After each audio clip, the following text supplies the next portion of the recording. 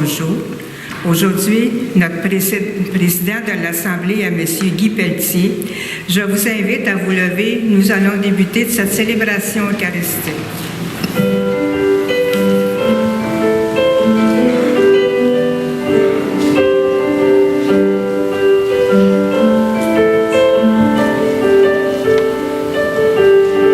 Tous ensemble, il me semble, on pourrait changer le monde de jour en jour, de cœur en cœur, par des gestes d'amour.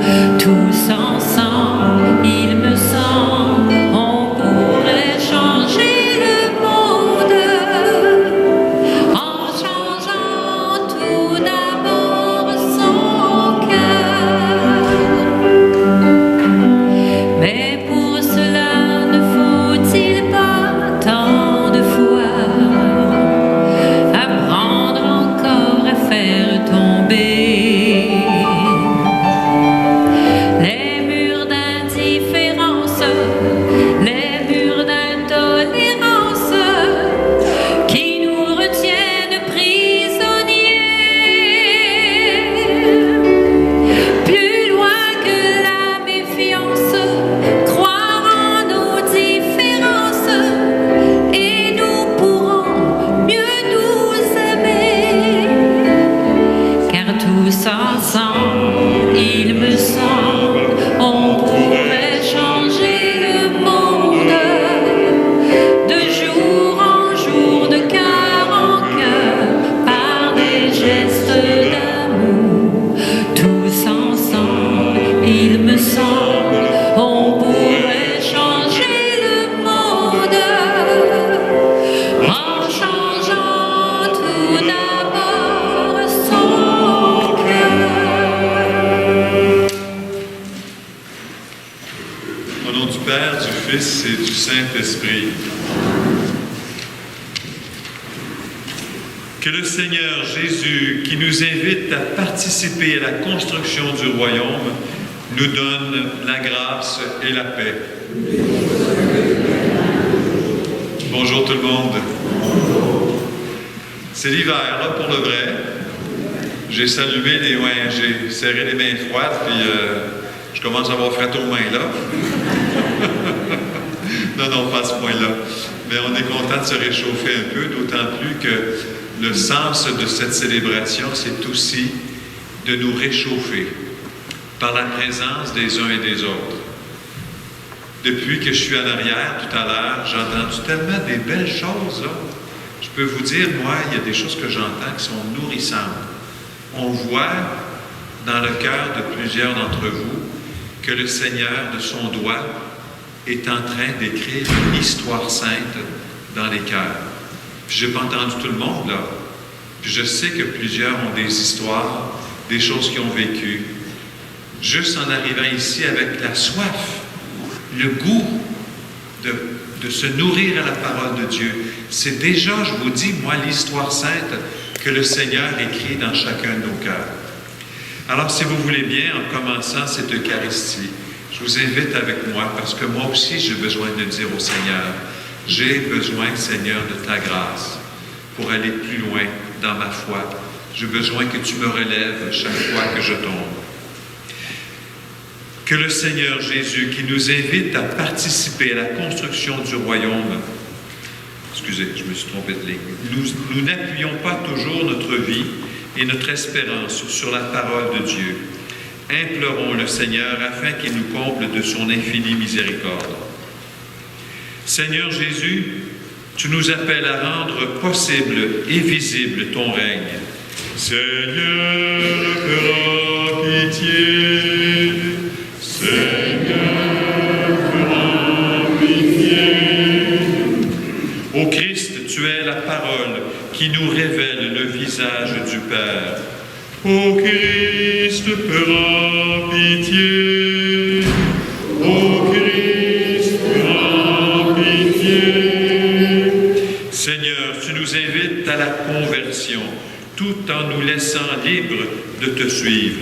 Seigneur, fera pitié. Seigneur,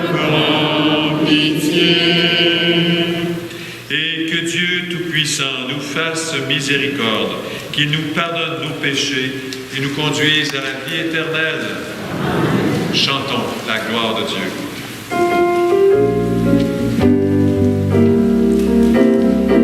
Gloire à Dieu au plus haut des cieux et paix sur la terre aux hommes qui l'aiment. Gloire à Dieu au plus haut des cieux. Gloire, gloire, gloire à Dieu. Nous te louons, nous te bénissons. Nous t'adorons, nous te glorifions et nous te rendons grâce pour ton immense gloire. Gloire à Dieu au plus haut des cieux et paix sur la terre aux hommes qui l'aiment. Gloire à Dieu au plus haut des cieux. Gloire, gloire, gloire à Dieu.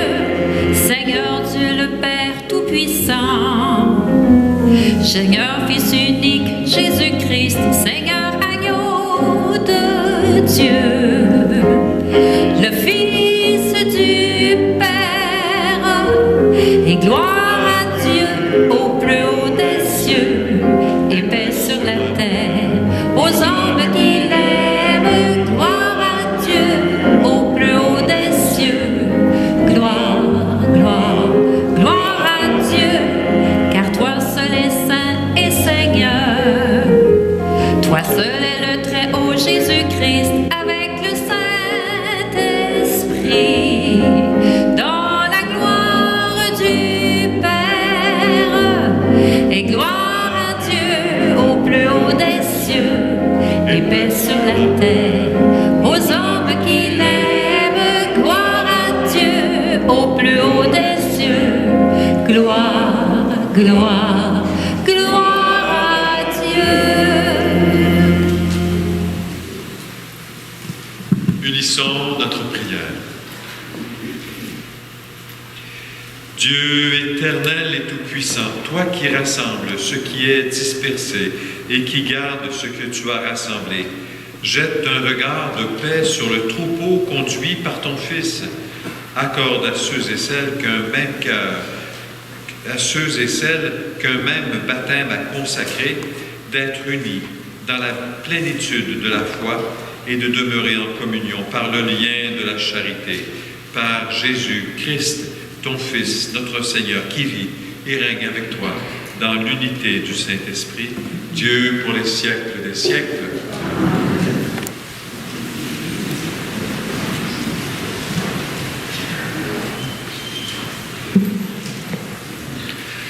Lecture du livre de Jonas. La parole du Seigneur fut adressée de nouveau à Jonas. « Lève-toi, va à Ninive, la grande ville païenne, proclame le message que je te donne sur elle. » Jonas se leva et partit pour Ninive, selon la parole du Seigneur. Or, Ninive était une ville extraordinairement grande. Il fallait 3 jours pour la traverser. Jonas la parcourut une journée à peine en proclamant « Encore 40 jours et Ninive sera détruite. » Aussitôt, les gens de Ninive crurent en Dieu. Ils annoncèrent un jeûne et tous, du plus grand au plus petit, se vêtirent de toile à sac. En voyant leur réaction et comment ils se détournaient de leur conduite mauvaise, Dieu renonça au châtiment dont il les avait menacés. Parole du Seigneur. Seigneur, enseigne-moi tes chemins. Seigneur, enseigne-moi tes voies.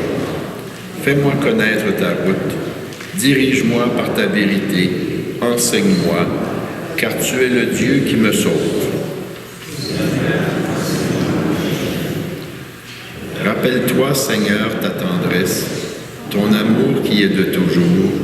Dans ton amour, ne m'oublie pas, en raison de ta bonté, Seigneur. Seigneur, enseigne-moi tes chemins. Il est droit, il est bon, le Seigneur, lui qui montre aux pécheurs le chemin. Sa justice dirige les humbles, il enseigne aux humbles son chemin. Seigneur, enseigne-moi tes chemins. Lecture de la première lettre de Saint Paul apôtre aux Corinthiens. Frères, je dois vous le dire, le temps est limité. Dès lors, pour ceux qui ont une femme, soit comme s'ils n'avaient pas de femme.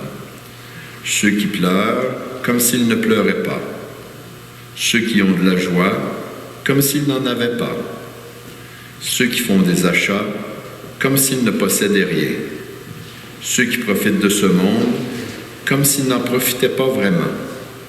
Car il passe, ce monde, tel que nous le voyons. Parole du Seigneur. Veuillez vous lever pour l'acclamation. Alléluia, Alléluia, Alléluia, Alléluia.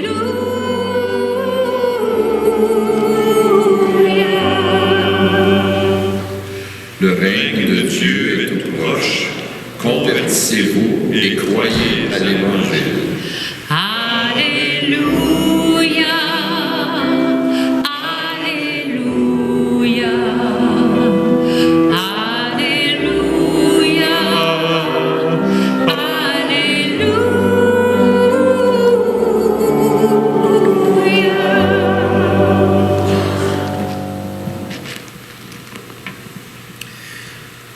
Le Seigneur soit avec vous. Évangile de Jésus-Christ selon saint Marc.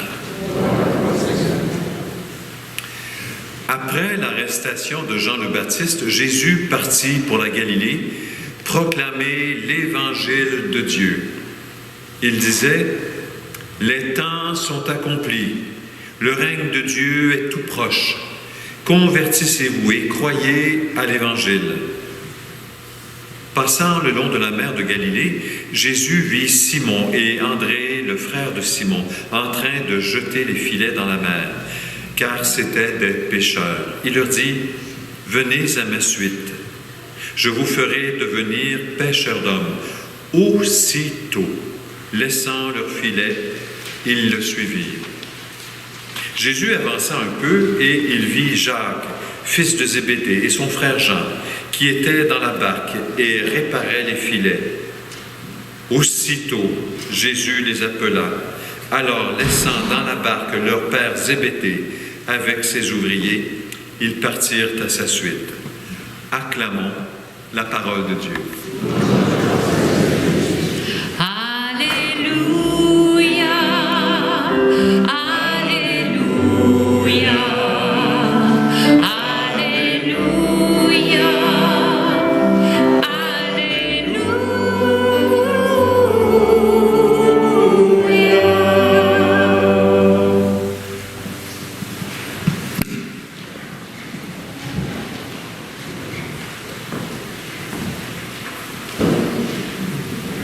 Je suis à peu près certain. Est-ce que ça fonctionne? Bon, on va rester à l'endroit. Je suis à peu près certain que plusieurs d'entre vous connaissent la chanson. Jonas dans la baleine disait, je voudrais bien m'en aller. Papa. Saviez-vous ça que l'histoire de Jonas, c'est un des livres les plus courts de la Bible. C'est à 3-4 pages. Juste 3-4 pages. C'est un petit récit tout court. Puis là, pour les enfants qui sont là, je vais vous raconter l'histoire d'un bout à l'autre, parce que c'est très court.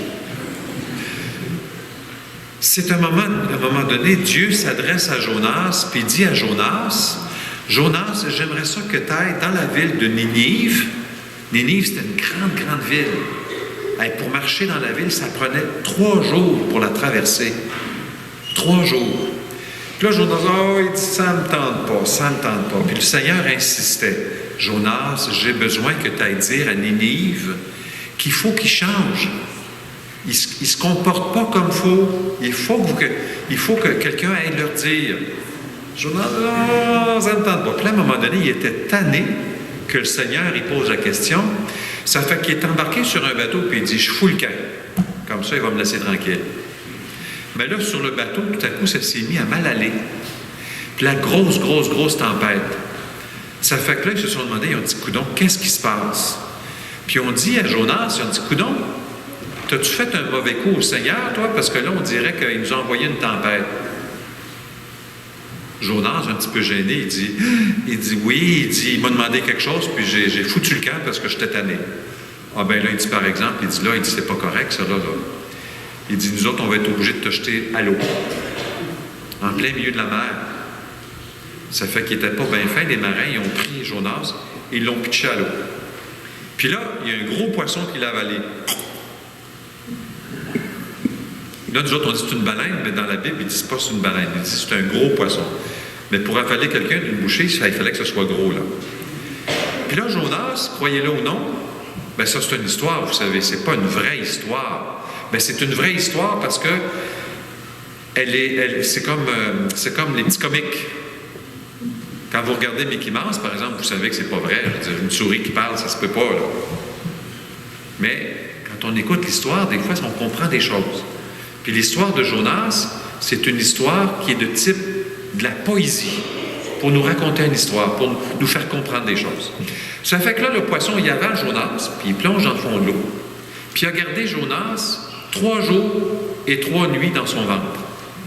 Au bout de 3 jours, il a fait un petit rate comme ça. Puis là, Jonas, il est tombé sur la plage. Puis là, le Seigneur lui a dit, là, Jonas, là, regarde, le poisson t'a envoyé, il t'a régurgité sur la plage. Là, tu es en face de la ville de Ninive. Je veux que tu ailles leur parler. Pouf, Jonas s'est levé, il est parti, puis il a traversé la ville. Puis il leur a dit tout qu'il fallait qu'ils se convertissent.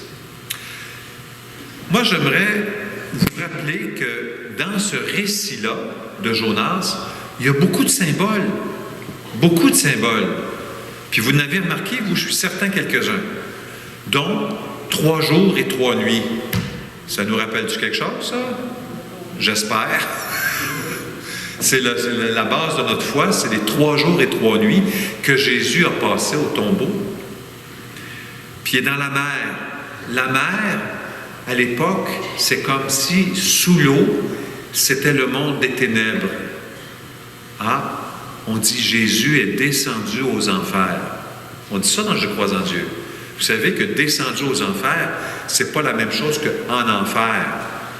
Aux enfers, c'est comme c'était au séjour des morts, au séjour de l'ombre, pour aller dire, quand il est descendu là, c'était pour aller dire à tous ceux qui étaient morts avant, ça y est, les portes du royaume sont ouvertes, on ferme ça, puis vous vous en êtes tous au ciel. Ça, c'est Jésus qui descendit aux enfers. Et puis, il est comme dans un tombeau, dans un gros poisson, là, c'est comme un cercueil, quasiment ça là. Et puis, il est dans l'obscurité. Il y a beaucoup de symboles là-dedans, là. Puis là, après ça, il est supposé traverser la ville en 3 jours, mais il le fait juste en 1 jour. Wow! Je ne sais pas s'il était marathonien, mais il a fallu qu'il clenche, le petit gars, là. Puis en plus, il annonçait à tout le monde en passant, là, convertissez-vous, convertissez-vous. Et puis, écoutez cette parole.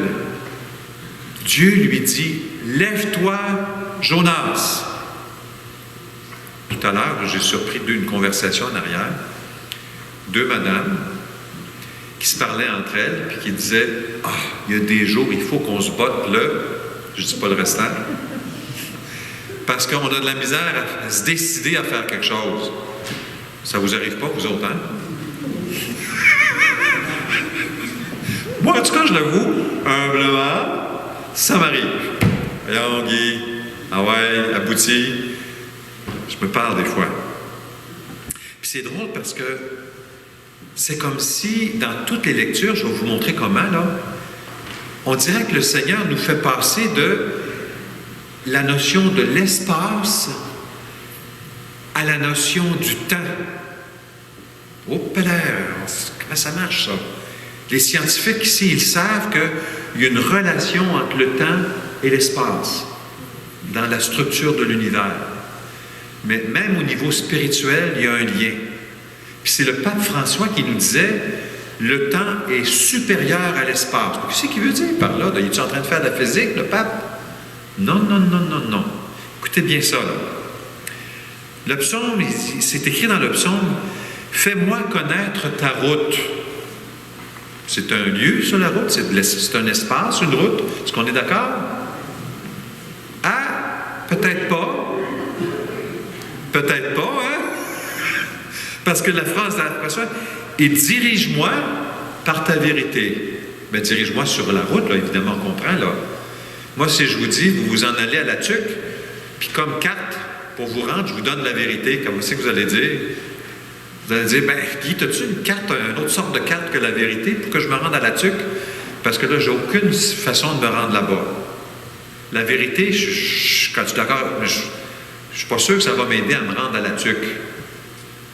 Donc, le chemin dont il parle, c'est peut-être pas un espace, c'est autre chose. Puis vous le savez déjà, vous le sentez, là, que cet espace qu'on appelle la route, c'est autre chose qu'un espace. Qu'est-ce que c'est? Dans la deuxième lecture, Saint Paul commence en disant « Le temps est limité ». Hey, quand on entend ça, je ne sais pas si c'est comment, mais je me dis oh, « Il ne reste pas beaucoup de temps, qu'est-ce qu'il faut qu'on fasse, Puis à l'époque de Jésus, saviez-vous ça qu'à un moment donné, eux autres, ils avaient l'impression, à cause des paroles de Saint Paul, que Jésus allait revenir d'une journée à l'autre. Il allait revenir dans l'année, là, peut-être 2, peut-être 3 ans, mais pas plus que ça. Là. Il va revenir, c'est imminent. Puis là, avec le temps, ils ont compris, dans les paroles de Jésus, que, oups, il y avait eu une mauvaise compréhension dans l'interprétation du temps.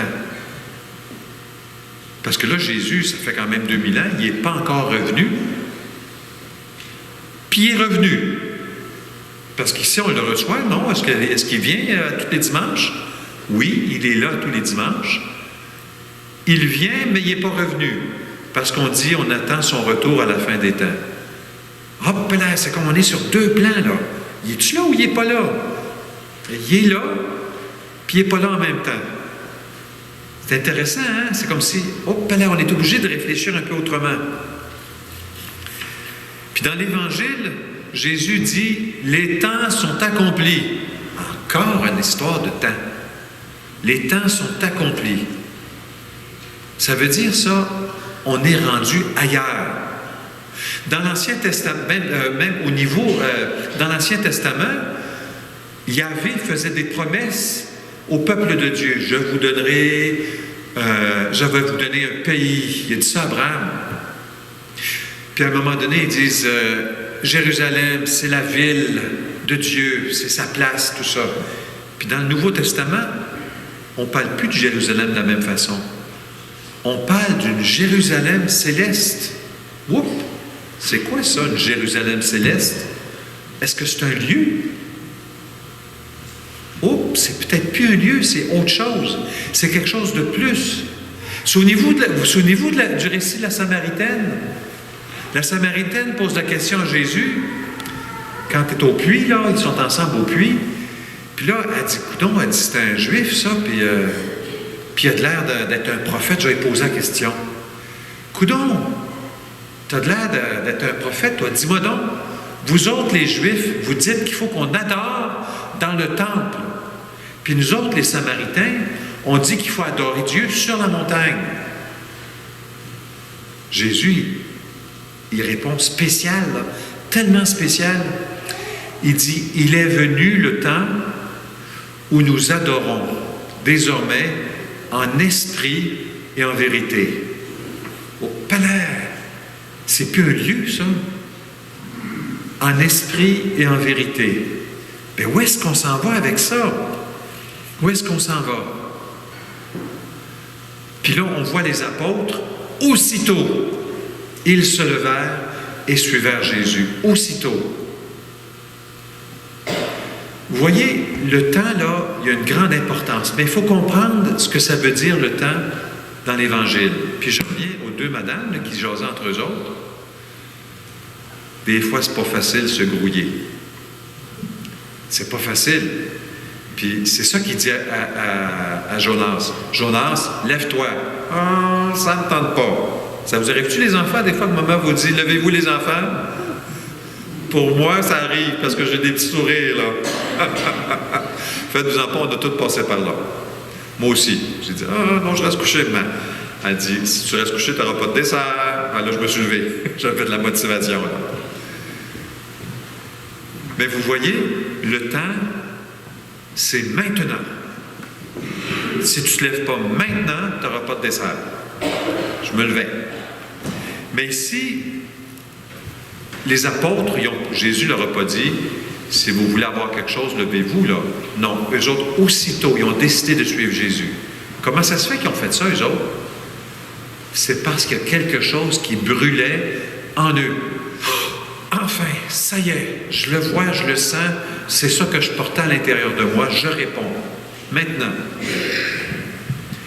Puis souvent, quand on est avec le temps, on se pose la question, quand est-ce que je vais faire ça? Le temps de faire les choses. Puis c'est peut-être pas la question la plus profonde pour nous autres, les chrétiens. Les bénévoles, c'est correct, ils donnent du temps, puis ils sont généreux. Mais la question du chrétien, c'est le temps de quoi? On enlève le faire. Le temps de faire quoi? J'enlève le faire, ça fait le temps de quoi? Le temps de quoi? Le quoi, là, c'est l'appel. Vous pensez qu'il y a juste les prêtres qui ont des appels? J'ai des nouvelles pour vous autres, là. Vous avez tous un appel. Avec vos talents, vos qualités, votre expérience. Puis ici, je veux dire, dans la salle, il y a beaucoup d'expérience au pied carré. À l'âge que vous avez, là, tout le monde, ici, la moyenne d'âge, là, il y a beaucoup d'expérience. Avec les limites, il y a des limites. J'ai des limites, moi. Il y a des choses que je ne suis pas capable. Il y a des choses que je me fie aux autres. Il y a des choses que je demande à Lucille, que je demande à François. Manon, excuse-moi Manon. J'ai tellement de noms à retenir. Je demande à François, Manon, je ne suis pas capable de tout faire ça, moi, là. Mais le temps de quoi? Parce que pour vous, aujourd'hui, la question, c'est, allez-vous répondre? Vous levez et dire, aussitôt, je me lève et je réponds à l'appel. Alors la question, c'est, quel est l'appel? Parce que si on veut répondre, il faut savoir à quoi, là. Ça fait que, moi, je vous lance la balle, là, de votre côté. Attrapez ça, là. La balle, c'est, quel est l'appel que vous avez aujourd'hui? Vous avez un appel, c'est certain. Qu'il n'y en a pas un qui est pareil. Pas un qui c'est pareil. C'est dans l'ordre, toujours dans l'ordre de la charité. Dans l'ordre, ça veut dire dans l'ordre de l'amour. Toujours. C'est toujours en fonction de ça. Un geste qui fait du bien à l'autre, à soi. Un geste qui nous permet d'entrer dans l'amour de Dieu. On a tous un appel. Alors, je pense que Jonas, c'était pas un problème de procrastination. C'était un problème qu'on appelle d'acédie spirituelle. L'acédie, c'est quand notre vie devient un petit peu fade. On ne trouve plus le goût. Ça ne nous tente plus de poursuivre la foi. Puis ça, là, ça se guérit. C'est une maladie spirituelle, mais ça se guérit très rapidement. Il s'agit vraiment de se tourner vers le Seigneur dans la prière, dans la confiance. Alors, je pense qu'il faut prendre le temps, aujourd'hui, de crier vers le Seigneur. Pas juste dire, Seigneur, j'aimerais ça. Non, je vous invite à crier vers lui. Seigneur, j'ai besoin que tu m'éclaires. J'ai besoin que tu viennes me mettre le feu au cœur. On s'entend, là? Parce que c'est là qu'on a besoin de ce feu au cœur pour avancer, pour se lever aussitôt. Alors demandons cette grâce au Seigneur. Amen.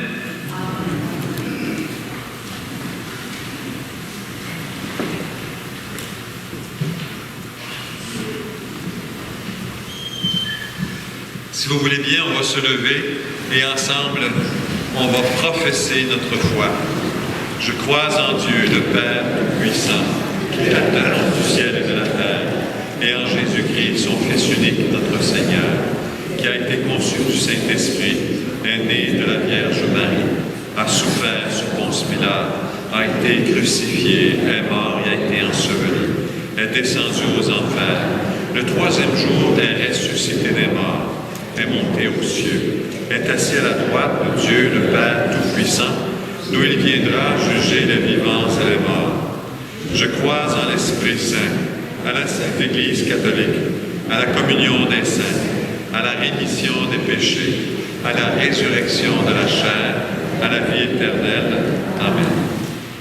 En cette semaine de prière pour l'unité des chrétiens, unissons-nous à toute l'Église pour présenter à Dieu les peines et les aspirations de nos frères et sœurs partout sur la planète. Père, dans ton amour, écoute-nous. Pour l'Église, afin qu'elle soit un symbole de conversion et qu'elle annonce fidèlement l'Évangile qui lui est confié, prions.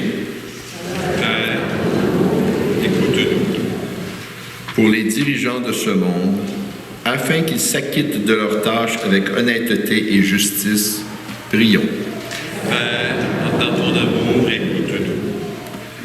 Pour les populations qui traversent des épreuves comme la guerre, la famine ou le manque d'eau potable, afin qu'elles puissent compter sur le soutien de l'aide internationale, prions. Père, dans ton amour, écoute-nous.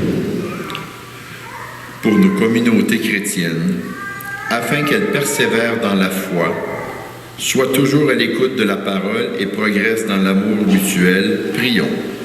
Père, dans ton amour, écoute-nous. Puis je vous invite peut-être à prendre dans votre cœur une communauté chrétienne que vous connaissez. Je ne parle pas des catholiques, là.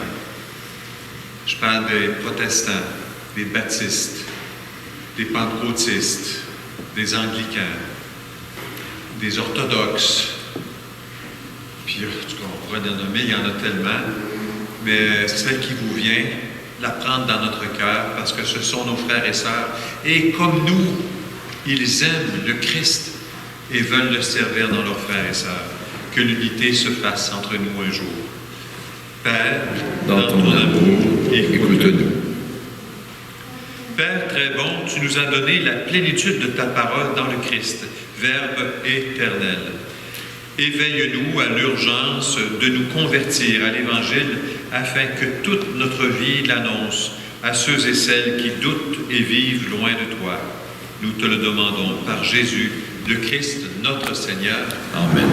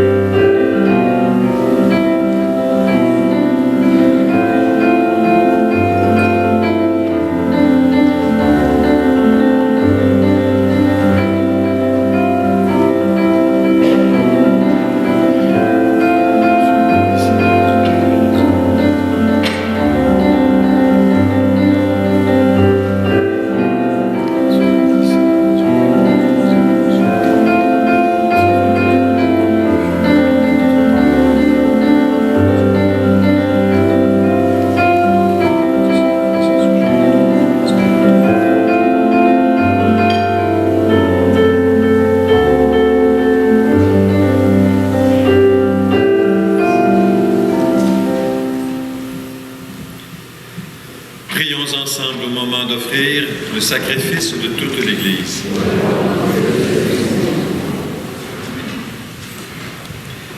Accueille avec bienveillance nos présents.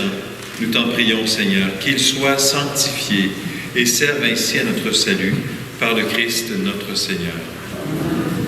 Le Seigneur soit avec vous. Élevons notre cœur. Rendons grâce grâce au Seigneur notre Dieu. Vraiment, il est juste et bon de te rendre grâce et de chanter ta louange, Dieu, le Père Tout-Puissant. Vraiment, il est juste et bon de te rendre grâce et de chanter ta louange, Dieu, le Père Tout-Puissant, pour l'œuvre que tu accomplis dans ce monde par notre Seigneur Jésus le Christ. Au sein de notre humanité encore désunie et déchirée, nous savons d'expérience que tu changes les cœurs et les prépares à la réconciliation. Ton esprit travaille le cœur de chacun pour que les ennemis se parlent à nouveau, les adversaires se tendent la main et que les peuples cherchent à se rencontrer. Oui, c'est ton œuvre, Seigneur, quand l'amour l'emporte sur la haine, quand la vengeance fait place au pardon et la discorde se change en amitié. C'est pourquoi, unis au cœur céleste qui te chante, nous ne cessons de te rendre grâce. Et sur la terre, nous proclamons sans fin ta gloire en chantant. Tu es saint, Dieu de l'univers. Tu es saint, Dieu de l'univers. Hosanna au plus haut des cieux, au plus haut des cieux. Tu es saint, Dieu de l'univers. Tu es saint, Dieu de l'univers. Hosanna au plus haut des cieux, au plus haut des cieux. Le ciel et la terre sont remplis de ta gloire, de ta gloire. Béni soit celui qui vient dans le nom du Seigneur, du Seigneur. Tu es saint, Dieu de l'univers. Tu es saint, Dieu de l'univers. Hosanna au plus haut des cieux, au plus haut des cieux. Tu es saint.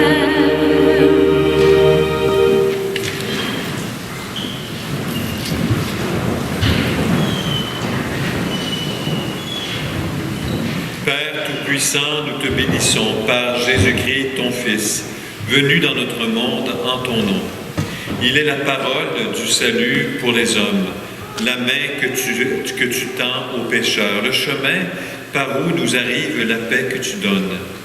Alors que nos péchés nous avaient détournés de toi, Seigneur, tu nous as conduits à la réconciliation pour que, tournés vers toi, nous nous aimions les uns les autres par ton Fils que tu as livré pour nous à la mort. Et maintenant que nous célébrons la réconciliation que le Christ nous a obtenue, nous te prions, sanctifie ces offrandes en répandant sur elles ton esprit, qu'elles deviennent le corps et le sang de ton Fils qui nous a dit de célébrer ce mystère. Au milieu de ses amis, le Seigneur prit du pain, le bénit et le rompit en disant: Prenez et mangez-en tous. Ceci est mon corps livré pour vous.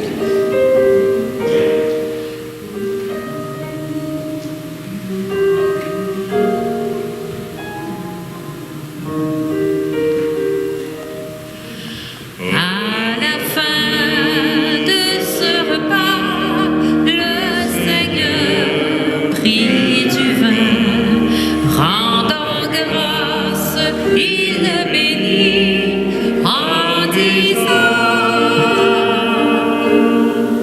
Prenez et buvez-en tous, car ceci est la coupe de mon sang, le sang de l'alliance nouvelle et éternelle, qui sera versé pour vous et pour la multitude en rémission des péchés. Vous ferez cela en mémoire de moi.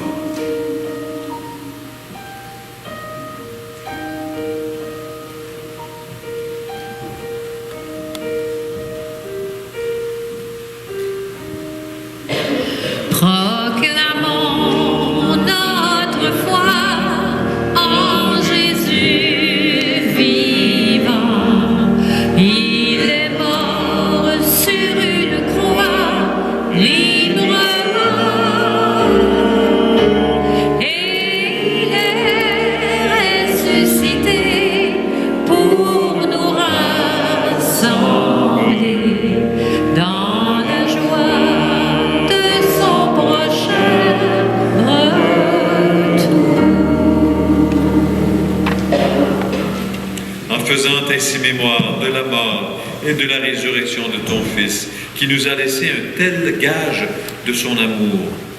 Nous te présentons cette offrande qui vient de toi, le sacrifice de la parfaite réconciliation. Père très saint, nous t'en supplions.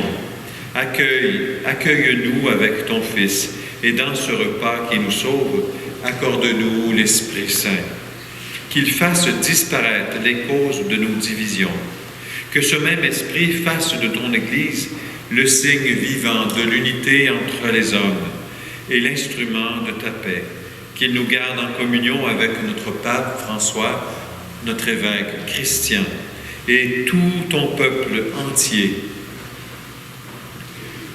Et comme tu nous as réunis maintenant à la table de ton Fils, rassemble-nous un jour auprès de la glorieuse Vierge Marie, Mère de Dieu, avec tes bienheureux apôtres et tous les saints et saintes, avec nos frères et sœurs, avec les hommes et femmes de toute origine, de toute langue, qui sont morts dans ton amitié.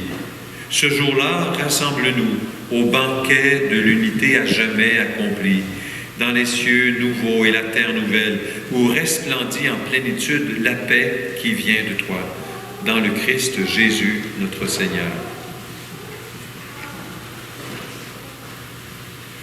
Par lui, avec lui et en lui, à toi, Dieu le Père Tout-Puissant, dans l'unité du Saint-Esprit, tout honneur et toute gloire pour les siècles des siècles.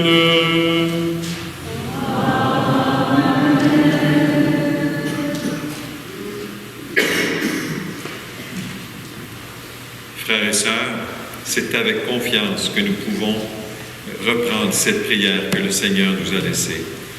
Notre Père, qui es aux cieux, que ton nom soit sanctifié, que ton règne vienne, que ta volonté soit faite sur la terre comme au ciel. Donne-nous aujourd'hui notre pain de ce jour. Pardonne-nous nos offenses, comme nous pardonnons aussi à ceux qui nous ont offensés. Et ne nous laisse pas entrer en tentation, mais délivre-nous du mal. Délivre-nous de tout mal, Seigneur, et donne la paix à notre temps. Soutenus par ta miséricorde, nous serons libérés de tout péché, à l'abri de toute épreuve. Nous qui attendons que se réalise cette bienheureuse espérance, l'avènement de Jésus-Christ, notre Sauveur.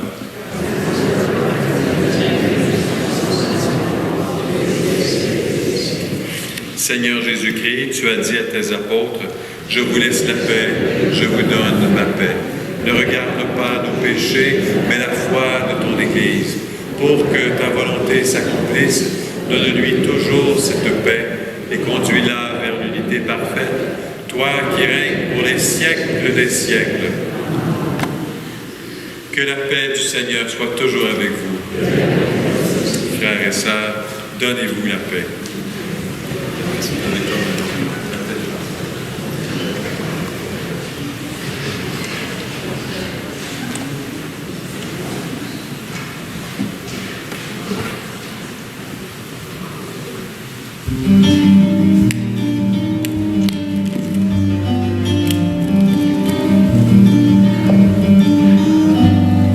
Agneau de Dieu qui enlève le péché du monde, prends pitié de nous, prends pitié de nous. Agneau de Dieu qui enlève le péché du monde, prends pitié de nous, prends pitié de nous. Agneau de Dieu qui enlève le péché du monde, donne-nous la paix, donne-nous la paix.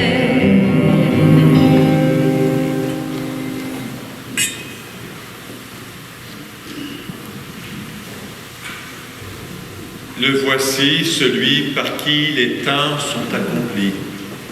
Le voici, celui qui nous fait passer dans le moment présent du oui que nous avons à dire, à l'appel qu'il nous fait.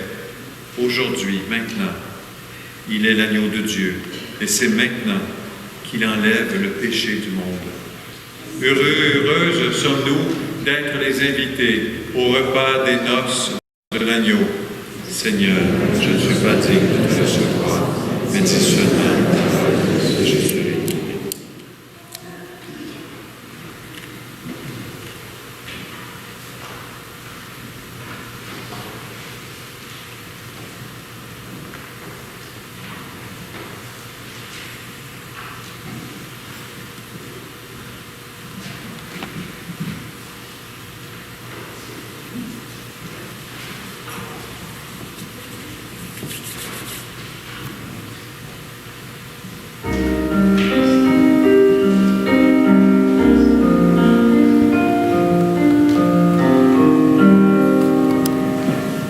Sans toi, je suis comme un poisson qui ne peut plus nager, comme un oiseau qui ne veut plus voler.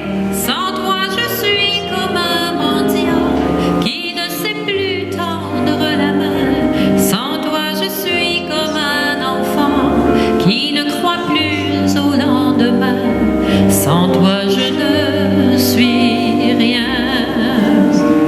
Tu es Seigneur, tous les lendemains de ma vie, et son commencement, et son achèvement. Toi, Seigneur, je remets mon esprit pour aller bien vivant jusqu'où me mènera le vent.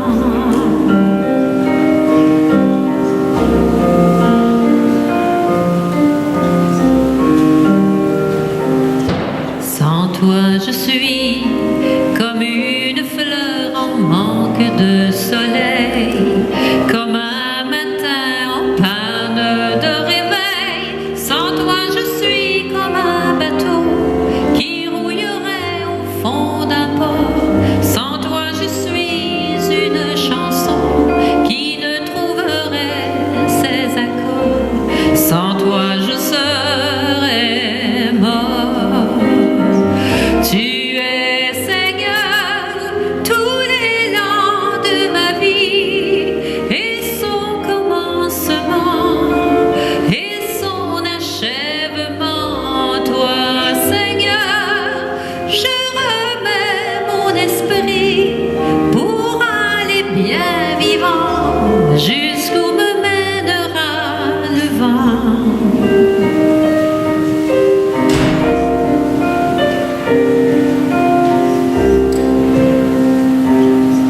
Sans toi, je suis comme un caillou qui ne bâtit maison, un épi oublié de la moisson, comme une fontaine tarie,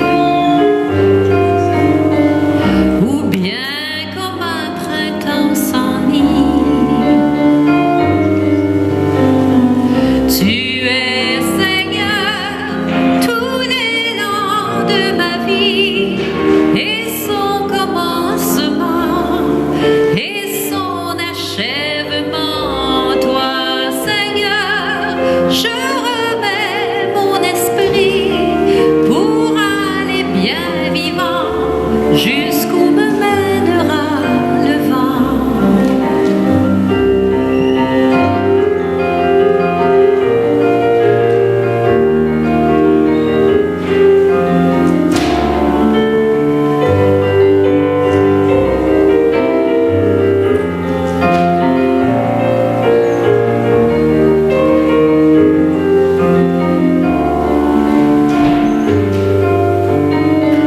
Tu es Seigneur, tous les lendemains de ma vie, et son commencement, et son achèvement.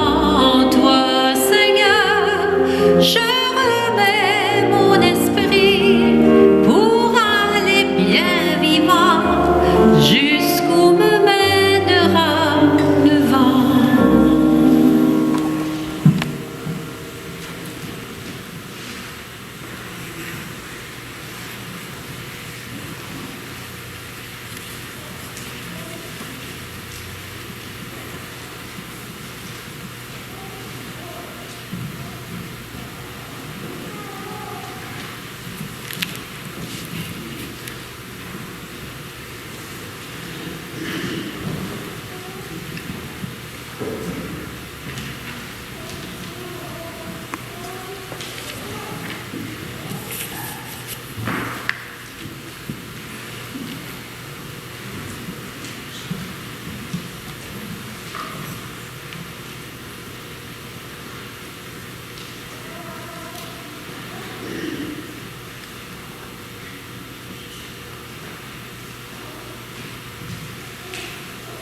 Unissons notre prière.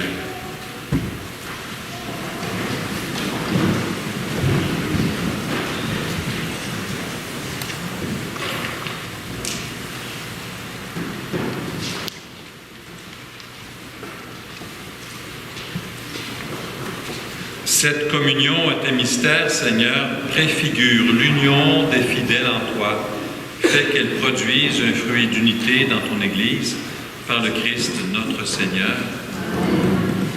Je tiens à vous dire que la messe aujourd'hui a été célébrée d'une façon particulière pour Madame Rachel Savoie, Jean-Paul Auger, Madame Jeanne Fontaine et Fernande Lacoste.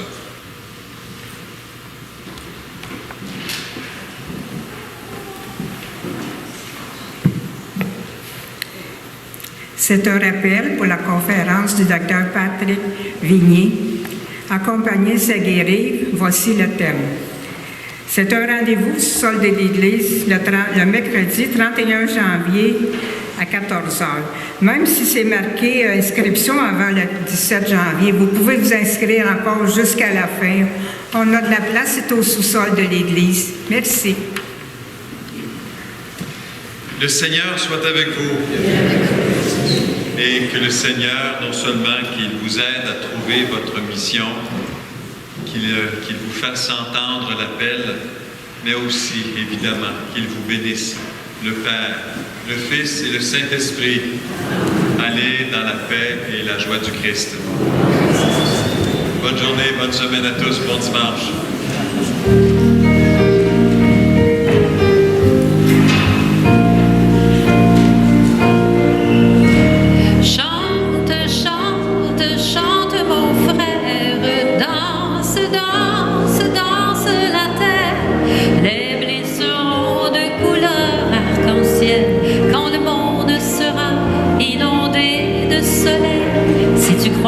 Sourire est préférable aux larmes. Si tu crois qu'une fleur peut répondre au fusil, si tu crois qu'un enfant peut faire taire les armes, si tu crois au pardon, à l'amour, à la vie, alors chante, chante, chante mon frère.